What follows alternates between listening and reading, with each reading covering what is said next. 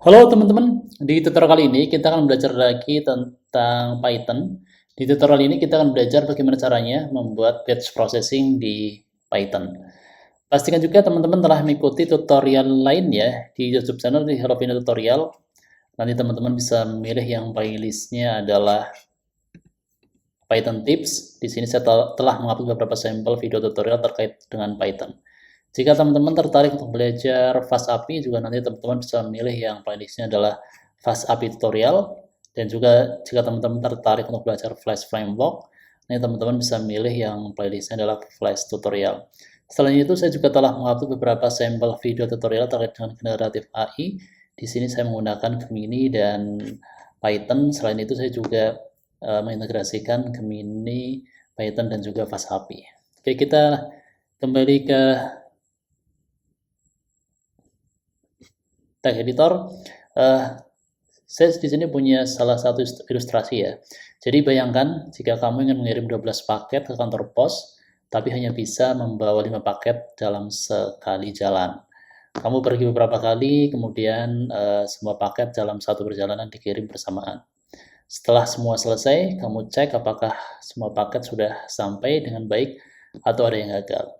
Ilustrasi ini, kalau kita simpelkan, kita bikin sebuah alur logik ke dalam algoritma pemrograman itu setidaknya ada 4 item. Pertama, kita perlu membuat data yang kita inginkan dikirim, data yang ingin kita dikirim. Kemudian kedua, bagi data menjadi beberapa kelompok kecil atau yang sering kita sebut sebagai batch ya. Untuk setiap batch, pertama kirim semua data dalam batch ke API secara bersamaan. Kemudian simpan hasilnya. Dan yang step yang terakhir, setelah semua batch selesai diproses, tampilkan hasil pengiriman setiap data.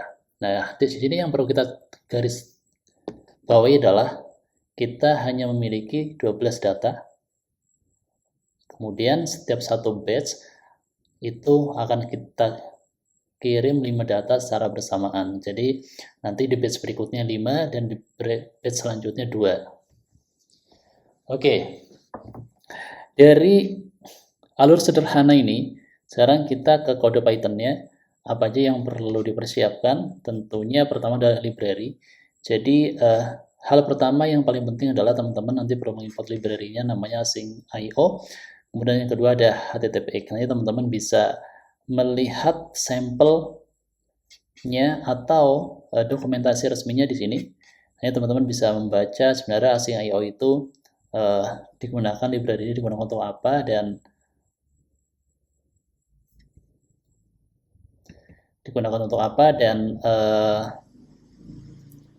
fungsinya untuk apa di Python, serta kenapa Python membuat async.io. Nanti teman-teman bisa kenapa di Python ada library async.io, ini teman-teman bisa membacanya di sini. Kemudian yang kedua adalah HTTPX. Saya menggunakan HTTPX ini untuk apa? Pertama karena HTTPX ini support untuk asynchronous HTTP. Jadi saya menggunakan ini, dan dari pengalaman saya ini adalah salah satu library yang cukup bagus ketika kita mau membuat sebuah request HTTP yang sifatnya adalah asing. Async.io juga ini adalah library asynchronous. Jadi ketika kita ingin membuat asynchronous event di Python, kita bisa menggunakan library ini. Oke, kita kembali ke text editor. Setelah teman-teman mengimport library-nya, import async.io dan import HTTPX, saya di sini punya 3 buah function. Pertama ada post data, kedua ada process batch, yang ketiga ada main. Di post data ini nanti ini adalah fungsi yang akan kita gunakan untuk mengirimkan data kita yang dalam bentuk JSON ini nanti akan kita kirimkan ke sebuah endpoint atau sebuah API. Jadi di sini kita akan mengirim sebuah data HTTP dengan metodenya post, dan ini adalah polanya. Jadi saya akan menggunakan try except untuk menangkap kalau misalnya dari data yang saya kirimkan ini terdapat error message ya, atau HTTP error. Oke, selanjutnya di proses batch, kita akan memproses batch secara asinkron. Jadi di sini saya menggunakan sessionnya sama, HTTP async client. Ini adalah session name yang akan kita kirimkan juga nanti dari service depan, dari main.py ke proses batch. Kemudian di sini ada batch data list. Ini adalah semua data, satu batch list data yang akan kita kirimkan secara bersamaan menggunakan async. Terus ini ada target URL. Selanjutnya di sini data yang dalam bentuk list tadi akan kita kirim ke fungsi post data menggunakan async. Jadi saya menggunakan perintah async await. Jadi semua proses akan dikirim secara bersamaan, tapi untuk melakukan return nanti kita akan menunggu sampai semua proses selesai. Oke, kita sekarang ke fungsi main. Ini adalah fungsi utama. Di sini yang perlu teman-teman lakukan adalah teman-teman perlu mendefine target URL-nya. Ini saya punya sebuah URL dummy yang bisa nih teman-teman coba. Terus di sini saya bikin sebuah variabel namanya data to post. Terus yang step berikutnya kita buat 12 data dummy untuk dipostkan atau dikirim datanya ke HTTP request. Caranya cukup mudah. Kita coba kalau cara membuat 12 data kita bisa menggunakan range, fungsi range di Python. Jadi for i in range 1 dan antara 1 dan 12 berarti ada 1 dan 13 berarti ada 12 data. Kemudian data itu kita post, data to post ini kan bentuknya list. Jadi kita tinggal append data, kita buat dulu datanya di sini. Title ada data title-nya apa? Data title-nya itu nanti untuk membedakan tiap array, data, tiap list data. Jadi ini kita menggunakan auto number berdasarkan range yang sudah kita ambil dari antara 1 sampai 13. Kemudian ada body. Kemudian selanjutnya ada user ID. Ini adalah JSON data yang akan kita coba kirimkan ke target URL https json placeholder.typecode.com. Nah, ini hal yang terpenting kedua adalah batch size. Jadi kita tentuin dulu batch size-nya berapa. Kalau berdasarkan study case tadi, batch size yang kita kirimkan adalah satu batch itu maksimal berisi 5 data. Jadi kalau misalnya ada 12, berarti ada 3 kali pengiriman. Yang pertama kita kirim adalah 5. Batch pertama 5, batch kedua 5, dan batch ketiga harusnya 2. Oke, kita kembali lagi ke fungsi main. Nah, di sini ada setelah kita menentukan batch size-nya, terus kita kembali kita bikin sebuah fungsi. Ini kita bikin fungsi untuk memanggil HTTP async ya, atau kita memanggil async client. Jadi kita bisa menggunakan HTTPX async client as client. Kemudian kita bikin range-nya, kita tentuin. Jadi for in range. Jadi caranya begini untuk memecah datanya.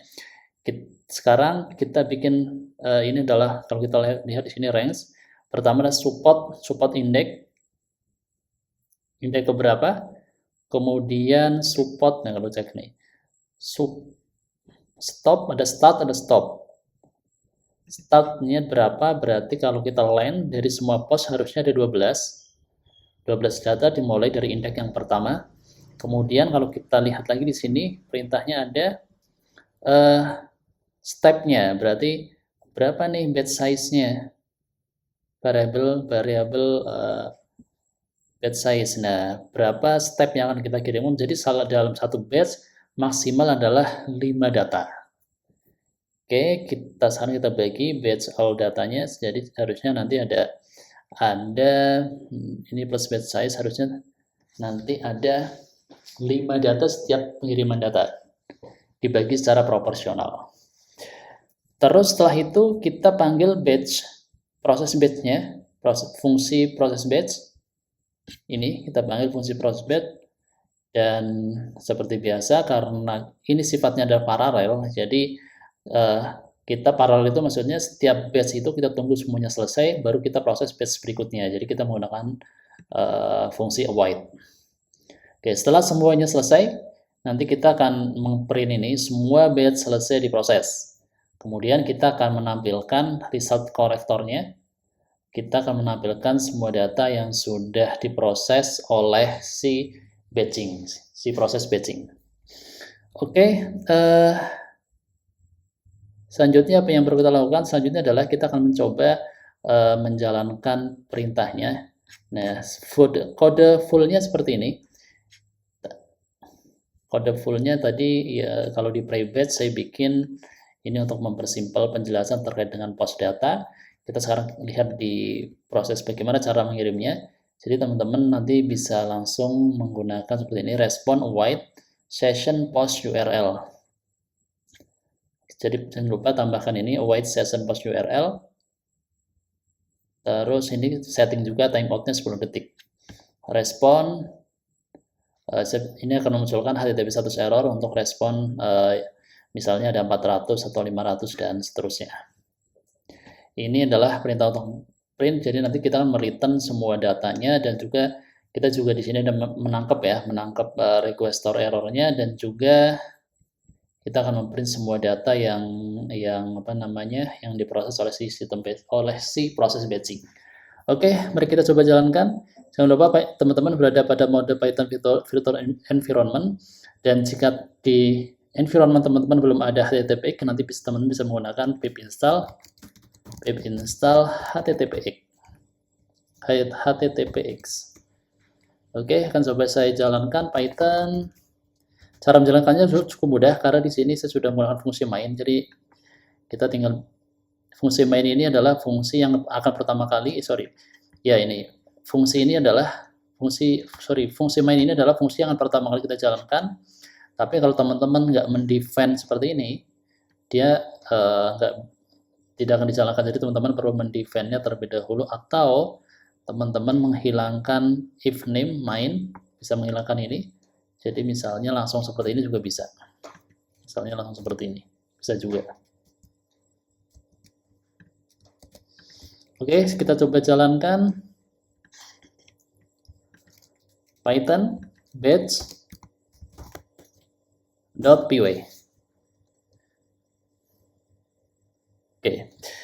Oke, dari log ini bisa kita lihat pertama memproses batch, yaitu batch 1. Batch 1 itu ada 5 data. Kalau kita lihat ada 1, 2, 3, 4, 5. Kemudian di batch 2 itu ada 5 data juga. Ada dimulai dari 6 sampai dengan 10. Di batch yang ketiga juga hanya ada 2 data karena semua data jumlahnya adalah 12. Kalau kita lihat nih, data yang kita proses ada 12. Nah, ini ada data yang kita proses ada 12. Jadi di batch ketiga ada 2 data. Oke, teman-teman, demikian tutorial singkat bagaimana caranya membuat batch processing secara asinkron di Python menggunakan library ASIO dan HTTPX. Selamat mencoba.